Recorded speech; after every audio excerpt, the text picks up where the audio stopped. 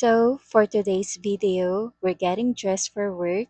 First ride is tricycle, second is jeep, and we've made it. Survived the tricycle, conquered the jeep. I am now in the third floor. So, outfit is on, vibe is set. Let's go. Just log in. And like any responsible employee, the first thing I did was message my work bestie, Dolly.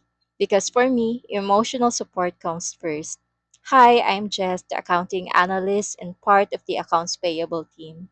Like most of us, I was working at home when the pandemic hit in 2020. And now in 2025, we're back on site. So, yeah, welcome to my daily grind.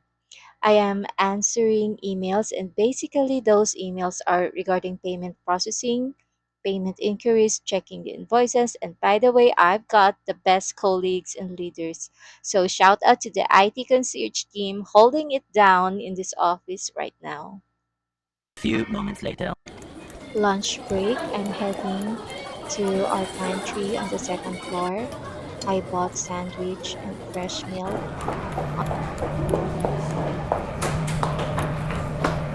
On my way back to my desk,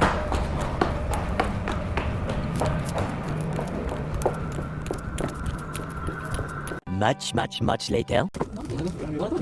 karon magsima-sima ta. So, I love this fresh milk, Bear Brand. Mo na ako ang favorite. And let's eat sandwich with cheese spread. So, mura na ako ang One gikaon. eternity later. Break is over and I am checking emails if they are urgent and chatting my bestie for an update.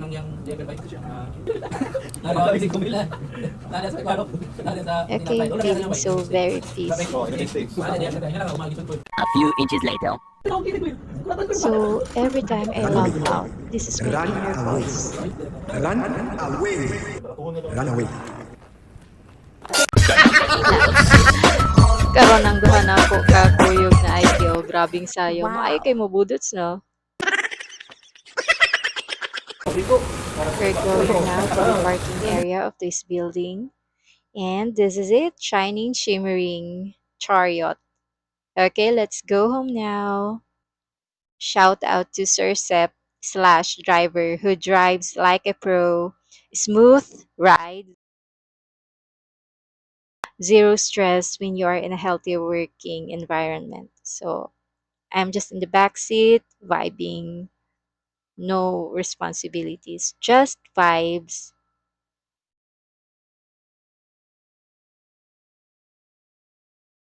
In the distance. So homebound with good vibes, great views. Here I go. Drop off at the overpass and now running like I am racing against my own tiredness to get home.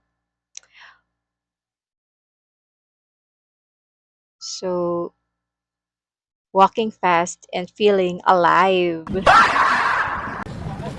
Kidding aside, I am actually eyeing the suman vendor. Sa iha jud ko tigpalitan taga muuli ko gikan work.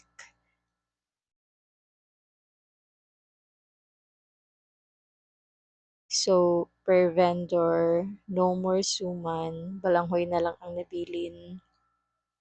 For now, let's go for plan B, which is pandesal.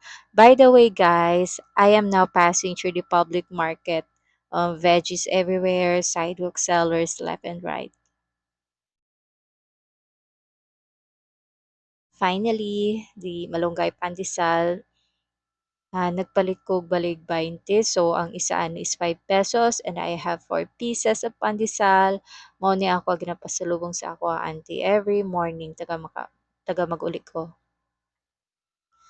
So, now one last ride. This is it. Time for the last ride. So, here you go. Dirito mo sakay. So, ang pamasahe is 10 pesos lang. Actually, dool ra ni siya sa amoa.